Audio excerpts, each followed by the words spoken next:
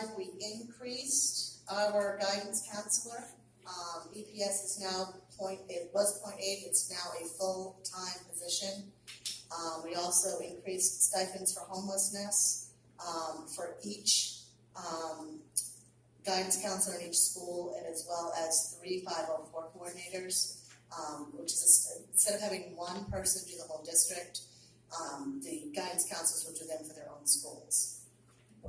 Could you just clarify what the 504 is? for folks that are new in the audience? 504 plan is for can be for a whole bunch of different things, but more or less it's for students who don't necessarily qualify for special ed, but they need special services. So if a student were to break a leg and be out of school for a long time for whatever reason, they need to go on a 504 plan to get a tutor for them. And we have a coordinator that takes care of those and has meetings and all of that, because there are laws, obviously. We still have to provide the education and how we're going to do that, and that's what a 504 coordinator does. 2 health aides and 1 nurse, and additional funding was put into the budget to make up the difference between the amount that Fayette contributes and the actual cost of the health aide. If we lose a tuition student from Fayette, then we lose that money with them. And that is the money that we're using currently to fund one of the health aides in our buildings. So we put that money in there to cover the additional cost of a full-time health aide. Richard Cormier's is taking on the data manager responsibility and replacing Diana Summers, who is retiring. So there's an increase for $4,000 for his new title because he's adding that other position into his, with also a $2,000 increase for Power School training, and Power School is how the school does their attendance and grading and all of that for Richard. Libraries are fully funded for this year, but the high school library received cuts or had cuts of $300. The middle school librarians previously had been split into 2 lines because they spent part of their time doing technology and part of their time was in ed tech in the library. So instead of it being in 2 different lines, we combined it in one, so you will see an increase in ed tech salary as well. And I believe that is it for Article 5. Question on the health nurse position. Does that get us to where we had discussed last year about having an extra nurse in the building? It does give us a nurse, it gives us a health aide in each building and a nurse in a registered nurse. No. Health aide in 2 buildings, and then Rachel in 1. So if Rachel has to move, we have 1 building that does not have coverage. I see her hand going up in the back of the room. Right, Rachel, what I had erroneously said, sure, thanks. When I came in, I had prepared something based on the proposal I had given with my budget request this year, but the school committee is going to review my request further because that does not reflect the need for the school or what I requested. Thanks for that. I know because this was an important issue that we talked a lot about last year, especially given all the different needs that students are having. Right. So I know that for many counselors, that was something that we were hoping would get into this year's budget so that we could meet those needs. Yep. Okay. But again, trying to come in flat, that's what we have for right now. Rachel is doing a presentation at our 14th meeting, and we're hoping to look and see if we can do some of what she's proposed, but Okay. as of right now, it's a health aide, and Rachel, so again, if she has to leave the high school, then the high school's not covered. Okay, so it's basically Same as this year, yep. in this current budget. And you guys are meeting next Monday then? Yes, Okay. on the 14th. Okay. So I was like, we're also meeting next Monday. Yes. Rachel? If anyone has any questions, I will not be available to present this afternoon. I will have the information that I proposed. Thank you. The other thing, just to touch base on what's in your packet, there is a couple of papers I just want to draw your attention to. One of them is really tiny, and I apologize, it's a lot bigger than what I started with. It's a spreadsheet, and I kind of highlighted the spreadsheet with this cover sheet. I put a request out to the staff and coaches of the Winthrop Public Schools, just to get a feel of the amount of money that they request in either donations or that they receive in grants throughout this past school year, not prior school years, just this year. And I was blown away by what I received. I had 23 staff members. I'm just going to highlight a couple of things. 23 staff members fill it out. Well over $32,000 that's documented has been obtained by staff in writing grants, requests for donations, and fundraising. Easily, there's been over 200 hours spent writing, fundraising, and that's $2,000 and just minimum wage, which I know we don't pay our teachers and ed techs minimum wage, but that's just another figure for you. The benefits of what they have obtained, obviously, has been felt at multiple grade levels, classrooms and programs, with our athletes, facilities improvements and upgrades and repairs. Look at what happened to these fields last weekend. That was all free by our community. I didn't even put a price on that.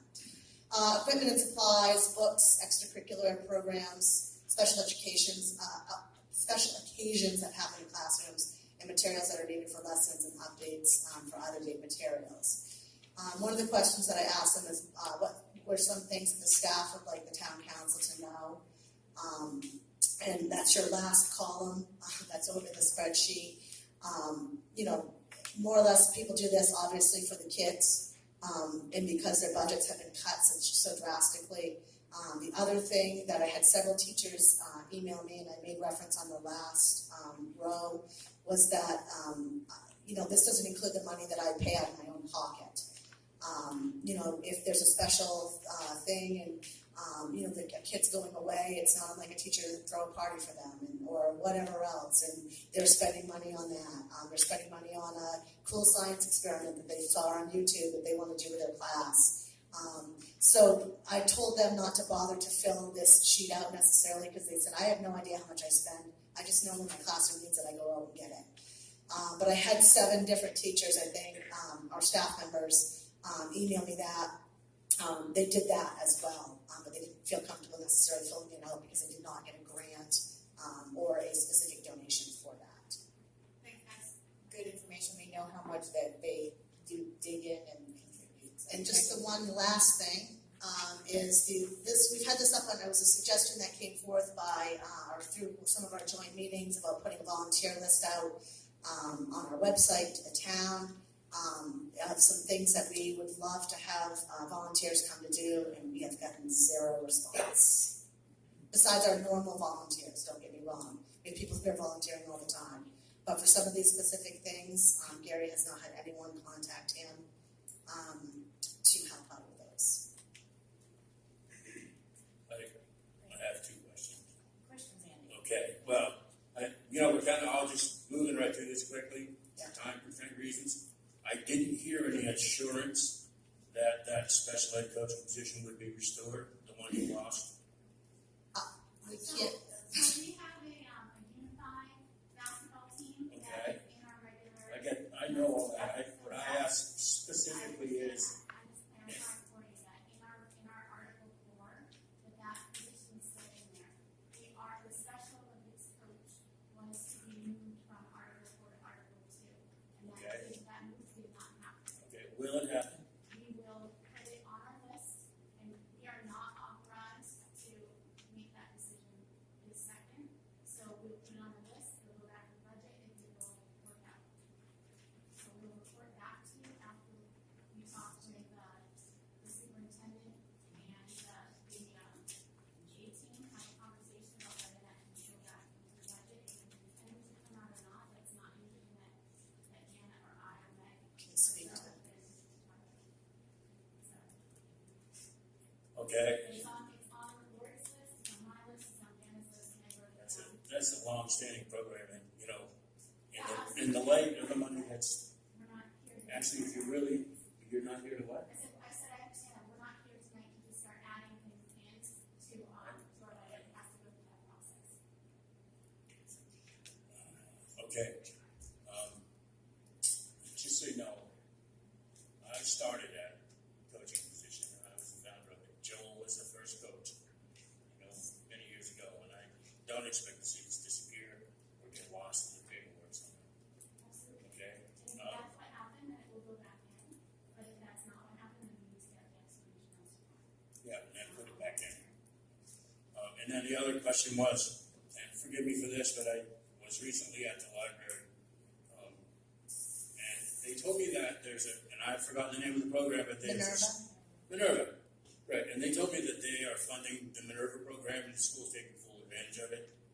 I don't know about full advantage, I know Crystal and Mizuski's taking advantage of So it, high that would school, be yes. the library basically is serving the school in that sense in the Minerva program. Yep. Yep, and Yep, the the school library, is also a part of that as well. yeah, but the school isn't, it's not costing the school anything in my No, we understanding. pay. If we are a member of Minerva, then we pay for that subscription, yes. The way I was led to understand it from the library is that you would offer the library services at no charge. So the way that Minerva works in most school districts, I know my school district belongs to it. We can request books by being a part of that service. We can request books from any library that is on that service. So in order for Crystal to do that, she has to request books through Minerva to get them from any of the libraries. Right. My point is the school library could pay to be part of Minerva. We do. My understanding is we are a part of Minerva. Through Bailey. No. Minerva is like this entity that's up here in the cloud. And I understand that. every libraries pay to be a part of it. Bailey Library pays to be a part of I it. understand that. Winthrop Public Schools pays to be a part of it. Okay, I did not know that. So you're paying the $4,500 a year. I don't know what I can try to find you that cost and get back to you on it. I do not know what the cost is right now. Okay, thank you. You're welcome. Jana, Yes. with the health aides, the one that was requested or that we need from Fayette, we are seeing some revenue, I think you said. That's how we from Fayette. funded it this year. Okay. Was Will through a we- tuition student from Fayette. Will we see that next year as That's well? what we're hoping. And that will be on the revenue side to kind of offset that? Yes, that's what we're hoping. We did put, I think, we put 25, I don't know the exact amount. No, that's fine, but I'm just saying Yes. there will be revenue seen. Yes, Thank you. yes. Hope, but you put in the full amount in the budget just so that we would be covered for that. Because if that band student does not come back, that position is not funded and we don't wanna have to cut that.